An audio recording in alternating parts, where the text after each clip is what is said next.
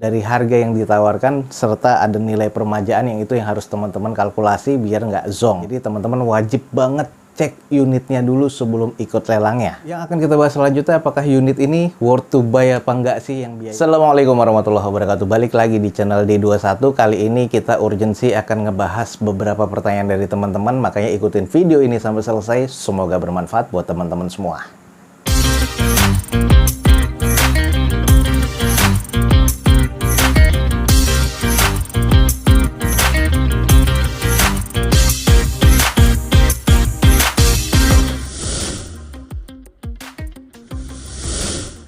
Oke, ini singkat aja teman-teman, kita akan ngebahas maraknya DM ke sosial medianya D21, pertanyaan-pertanyaan dari teman-teman semua.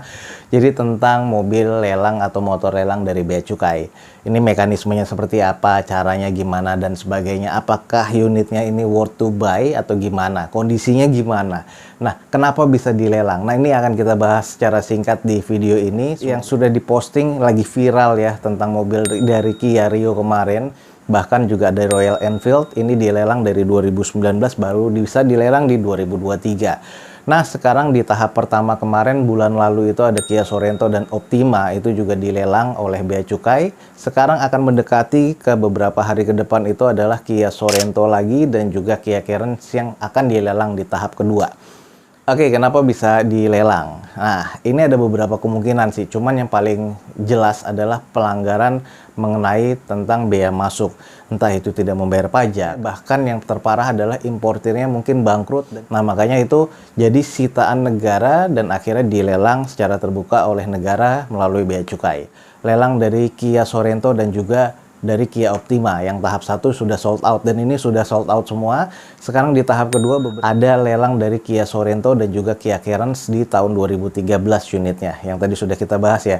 2013 mungkin importirnya bangkrut, baru dilelang di 10 tahun ke depan karena ada beberapa birokrasi atau administratif secara negara yang harus dilakukan, serta penilaian-penilaian tersebut baru akan dilakukan pelelangan. Nah, lelang dilaksanakan di tanggal 14 Desember, itu nanti teman-teman informasi jamnya, itu ada beberapa lot, ada 3 lot yang teman-teman bisa cek jadwal lelangnya atau nomor di deskripsi bisa langsung teman-teman hubungi. Dan untuk ngecek unitnya, ini lokasinya ada di Pabean Cikarang. Jadi teman-teman bisa tanggal 11 sampai tanggal 13 Desember untuk ngecek unitnya ke sana. Karena unitnya ini new old stock ya, walaupun baru tapi memang kondisinya apa adanya, dan kondisinya sudah berdebu tapi sudah dilap lagi. Tapi memang kondisi nggak nyala karena akinya mati.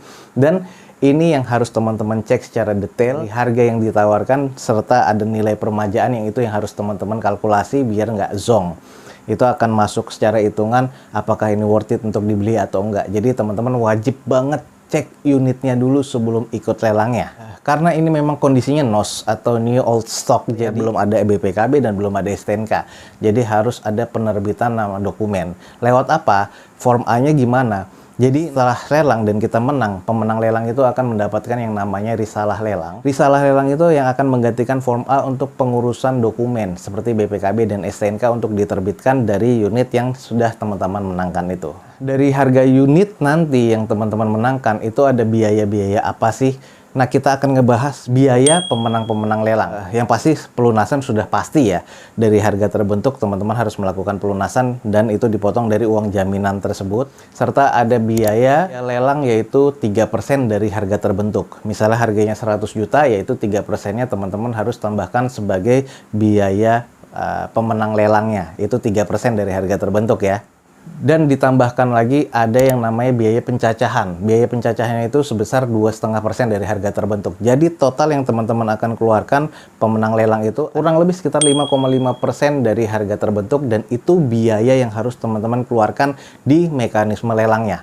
Oke, gue akan bahas harga mobilnya. Di tahap kedua ini yang tanggal 14 Desember itu ada namanya Kia Sorento. Unitnya itu ada yang diesel, CRDI, dan juga ada yang bensin. Harga opennya mulai dari 83 jutaan, itu yang bensin. Tahun 2013 pastinya ya. Dan juga ada yang harganya 98 jutaan, itu yang CRDI atau yang diesel. Ada uang jaminan yang teman-teman harus storekan sebelum ikut lelang. Sekitar 35 sampai 40 jutaan itu untuk Kia Sorento. Jadi gimana nih kalau uang jaminannya 35 atau 40 juta tadi teman-teman storekan sebelum ikut lelang dan akhirnya nggak menang lelang, yaitu uangnya akan kembali 100%. Yang kedua adalah lelang mobil Kia Carens. Dan ini Kia Carens sebenarnya ada dua, walaupun dia tipe terendah ya di tahun 2013 tersebut. Tapi yang dilelang di tahap kedua ini baru yang manualnya, yang otomatiknya mungkin nanti di tahap ketiga itu harga di opennya 56 jutaan. Ini opennya ya 56 jutaan dengan jaminan 25 juta. Jadi kalau emang teman-teman tertarik, langsung informasinya bisa cek di Balai Lelang Fortuna atau di lelang.go.id nanti tanggal 11 sampai 13 untuk open house-nya, dan diselenggarakan lelangnya tanggal 14 Desember secara online teman-teman. Jadi bukan offline, lelangnya secara online di lelang.go.id. Nah ini penting nih, yang akan kita bahas selanjutnya, apakah unit ini worth to buy apa enggak sih? Karena ini unitnya new old stock, masih kosong ya, belum ada dokumen sama sekali. Jadi harus dipikirkan penerbitan dokumen. Biasanya ini kalau dari informasi dari Balai Lelang untuk Kia Rio dan juga Kia Carens ini penerbitannya itu kurang lebih sekitar 17 juta. Nah, tapi paling gampangnya adalah misalnya Sorento dan juga Optima kemarin kan harganya hampir 100 juta dan bahkan si Kia Optima itu di atas 100 juta. Hitungan gampangnya adalah penerbitan dokumen dari nol atau dari risalah lelang atau dari form A ke BPKB dan juga STNK itu kurang lebih sekitar 30% dari harga terbentuknya nanti. Itu beberapa teman yang mengambil Kia Rio itu ada yang cuma 17 juta, ada bahkan yang sampai 30 jutaan untuk penerbitan biaya dokumennya, BPKB dan STNK-nya. Jadi kalau untuk lebih pastinya, teman-teman bisa cari informasinya, mungkin bisa tanya ke Biro Jasa atau memang yang sering menerbitkan dokumen seperti ini, biar teman-teman nanti nggak zonk. Gimana sih dari 0 sampai terbitnya si dokumen itu kira-kira biaya berapa? Kurang lebih sekitar 30%-an. Jadi teman-teman harus kalkulasi itu di awal. Lalu berikutnya, karena unitnya juga ini as is ya, yang pasti akinya kan udah pasti soal. Udah sekitar 10 tahun itu unitnya nggak jalan. Setelah menang lelang, teman-teman harus memikirkan gimana untuk mobil itu dikeluarkan. Berarti harus towing. Nah ini ada biaya lagi nih teman-teman. Towing kurang lebih ada yang sekitar 700, ada yang sekitar 1 juta sampai 1,5 juta, tergantung nanti negosiasi teman-teman dengan pihak dari penyedia towing tersebut. Nah itu biaya yang harus teman-teman pikirkan karena memang unitnya kan tidak bisa jalan dan tidak bisa nyala. Nah ini juga nggak kalah pentingnya, permajaan unitnya. Karena unitnya udah mangkrak 10 tahun nih teman-teman untuk Kia Rio, Sorento dan juga Optima kemarin yang sudah kita cek tim D21, ngecek ke sana. Ini butuh banget permajaan. Yang pertama dari bagian eksterior yang pasti cat. Debu udah benar-benar udah bisa dikiloin walaupun sudah dicuci dari pihak Balai Lelang tersebut. Tapi yang pasti eksterior itu catnya butuh dipoles kembali karena sudah terjemur lama. Dan itu sudah kena hujan dan sebagainya. 10 tahun teman-teman bisa bayangin. Tapi untuk dipoles kembali itu masih oke. Sebenarnya masih oke.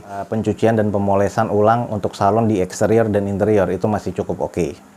Lalu yang berikutnya di kondisi ban, karena dari dalam tahun 2013 sampai ke 10 tahun ya, ini kondisi ban udah mangkrak, ada yang sudah kempes dan retak-retak, yang pasti udah getas. Jadi ya teman-teman udah harus pasti ganti ban. Tergantung nanti kondisi teman-teman memilih ban apa yang teman-teman akan pakai, atau kondisi ban second dan sebagainya. Tapi yang pasti ban yang ada di unit tersebut itu harus diganti. Lalu yang dipikirkan berikutnya adalah perkaretan nih teman-teman, dari karet pintu, dari seal di kaca, itu karet-karetnya itu harus banget teman-teman cek apakah sudah getas, apakah sudah bocor dan sebagainya. Sudah lama kejemur, walaupun ada juga yang di dalam hanggar, itu yang kemarin gua cek sih memang masih cukup layak, tapi ya layak secara 10 tahun gimana sih?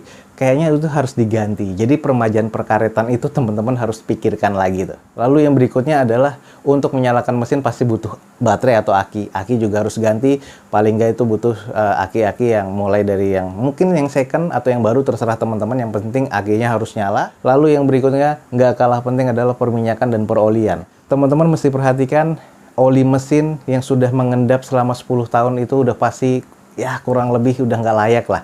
Jadi teman-teman bisa buka dari kartel bawah, itu bisa dicek nanti olinya seperti apa, dan itu udah pasti diganti. Mesin memang nggak akan turun ya, tapi teman-teman harus meremajakan bagian dari ruang mesin tersebut, dari oli mesin, bahkan mungkin oli maticnya harus di flush lagi, dan juga oli power steering atau juga nanti minyak rem itu teman-teman juga harus pikirkan.